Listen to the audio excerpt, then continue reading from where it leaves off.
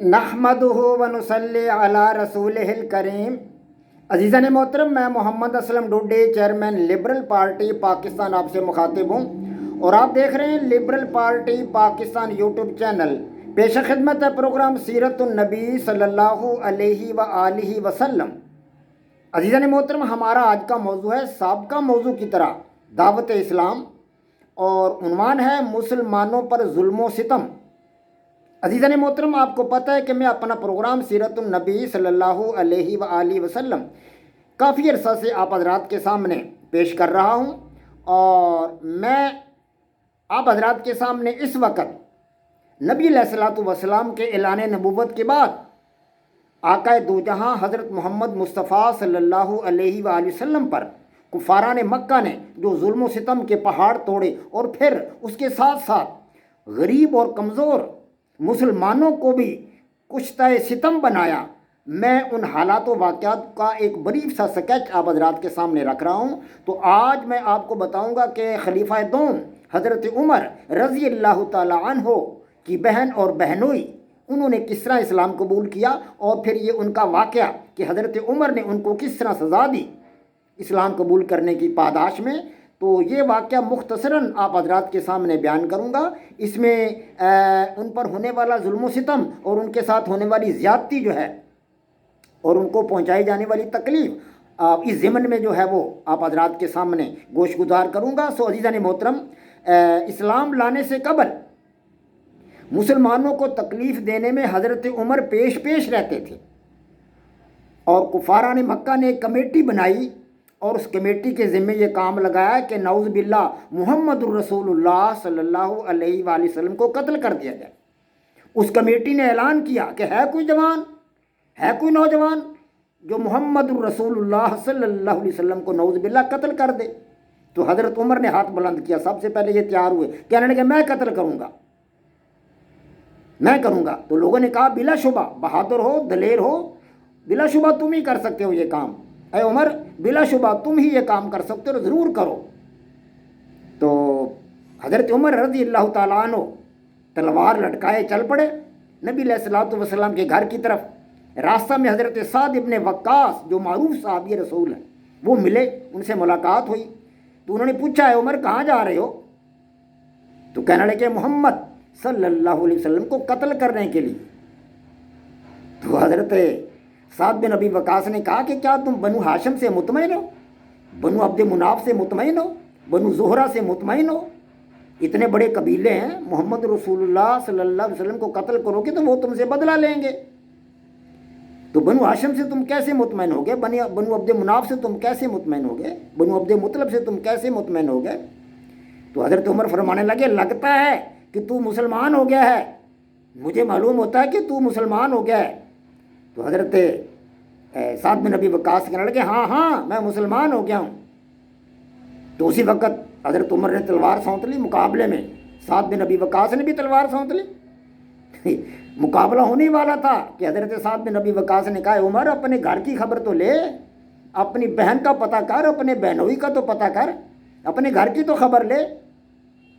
تو حضرت عمر غصہ میں بفرے ہوئے گئے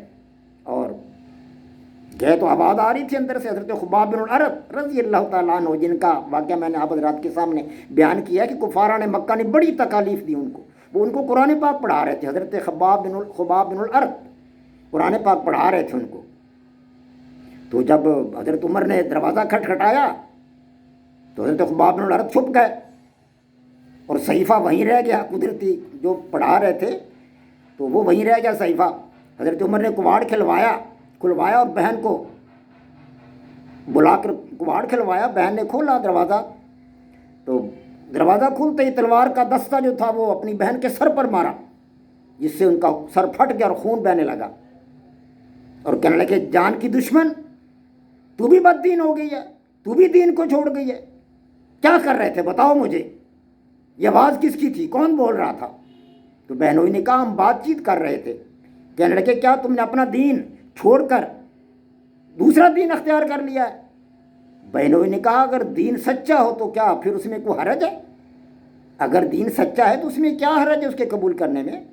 یہ سننا تھا کہ بہنوئی کو لاتوں سے کھونسوں سے مارنے لگے، ان کو نیچے گرا لیا۔ حضرت عمر طاقتور تھے، ان کو نیچے گرا لیا، وہ کمزور تھے، ان کی داڑھی پکڑ کر جھنجھوڑا، ان کو داڑھی کے بال کھینچ ڈالے، مارتے رہے، پیٹتے رہے، بہت زیادہ زد و کوب کیا انہیں۔ بہن چھڑانے کے لیے آئی، بہن چھڑانے کے لیے آئی تو بہن کو ایک زوردار تھپڑ مارا، اس کے منہ سے خون چلنے لگا، تو خون چلنے لگا تو تھوڑی دیر بعد غصہ اتر گیا۔ غصہ تو آپ کو پتہ ہے، انسان تھوڑی دیر رہتا ہے، غصہ پھر اتر جاتا ہے۔ جب بہن کو زخمی دیکھا، خون چل رہا ہے، بہنوئی کو زخمی دیکھا، خون بہہ رہا ہے ان کے جسم سے بھی، تو پھر ان کا طیش، ان کا غصہ جو تھا وہ کم ہو گیا، اور کہنے کہ اچھا مجھے دکھاؤ وہ جو کچھ تم پڑھ رہے تھے، مجھے دکھاؤ۔ تو بہن اور بہنوئی نے کہا کہ اس حالت میں تو ہم آپ کو یہ چیزیں نہیں دے سکتے، قرآن پاک ہے، یہ اللہ کا کلام ہے، اس حالت میں تو آپ کو ہم نہیں دے سکتے، آپ پہلے غسل کرو، وضو کرو، پاکیزہ ہو، طہارت کرو، پھر اس کے بعد ہم تمہیں بتائیں گے، دکھائیں گے جو کچھ ہم پڑھ رہے تھے۔ تو حضرت عمر نے غسل کیا، وضو کیا، طہارت کی، اور اس کے بعد انہوں نے سورہ طٰہٰ کی آیات پڑھنا شروع کی۔ سورہ طٰہٰ، سبحان اللہ، اننی انا اللہ، بے شک میں ہی اللہ ہوں، لا الہ الا، میرے سوا کوئی معبود نہیں، اننی انا اللہ، سورہ طٰہٰ کی آیات ہیں، اننی انا اللہ، بے شک میں ہی اللہ ہوں، لا الہ الا، میرے سوا کوئی نہیں، لا الہ الا انا، میرے سوا کوئی نہیں، فاعبدنی، بس میری عبادت کرو، واقم الصلاۃ، اور نماز پڑھو، لذکری، میرا ذکر کرو، ان الساعۃ آتیۃ، بے شک قیامت آنے والی ہے، بے شک قیامت آنے والی ہے، اور اکاد اخفیہا، میں نے اس کو چھپا رکھا ہے، میں نے اس کو چھپا رکھا ہے، لتجزا کل نفس بما تسعی، اس لیے کہ جو تم محنت کر رہے ہو، جو تم عمل کر رہے ہو، اس کا اندازہ کروں، اس کا پتہ چلاؤں کہ تم کیا کر کے آ رہے ہو، کیا کر کے آنے والے ہو میرے پاس۔ اللہ اکبر، یہ آیات سنتے گئے تو دنیا ہی بدل گئی، کائنات ہی بدل گئی۔ حضرت عمر رضی اللہ تعالیٰ عنہ کی بے اختیار بولے کہ مجھے لے چلو محمد صلی اللہ علیہ وسلم کے پاس، یہ الفاظ سن کر فرمایا کہ مجھے لے چلو۔ یہ سنتا ہی حضرت خباب بن الارت رضی اللہ تعالیٰ عنہ اندر سے باہر نکلے، وہ اندر چھپ گئے تھے، باہر نکلے اور کہا اے عمر مبارک ہو، خوشخبری ہو کہ کل ہی نبی علیہ الصلوۃ والسلام نے فرمایا تھا، آپ نے دعا مانگی تھی کہ یا اللہ، ابو جہل میں سے اور عمر میں سے جس کو تو اپنے دین کے لیے چننا چاہتا ہے چن لے، اور اپنے دین کے غلبہ کے لیے ان دونوں میں سے کسی ایک کو جس کو تو چاہتا ہے قبول فرما لے۔ تو اے عمر، اللہ تبارک و تعالیٰ نے پیارے نبی صلی اللہ علیہ وسلم کی دعا آپ کے لیے قبول فرما لی ہے۔ وہ فوراً حضرت عمر حضرت ابو خباب بن الارت کے ساتھ، اپنے بہنوئی کے ساتھ نبی علیہ الصلوۃ والسلام کی خدمت میں حاضر ہوئے اور مشرف با اسلام ہوئے۔ یہ تھا حضرت عمر رضی اللہ تعالیٰ عنہ، خلیفہ دوم، قبول اسلام کا واقعہ، اور اپنی بہن اور بہنوئی کو جس طرح انہوں نے تکلیف دی، مشکل میں ڈالا، صحبت میں ڈالا، زخمی کیا۔ یہ حالات و واقعات آپ حضرات کے سامنے بریف سے رکھیں۔ اللہ تبارک و تعالیٰ ہمیں سننے اور عمل پیرا ہونے کی توفیق عطا فرمائے۔ وما علینا الا البلاغ۔ پاک فوج زندہ باد، پاکستان پائندہ باد۔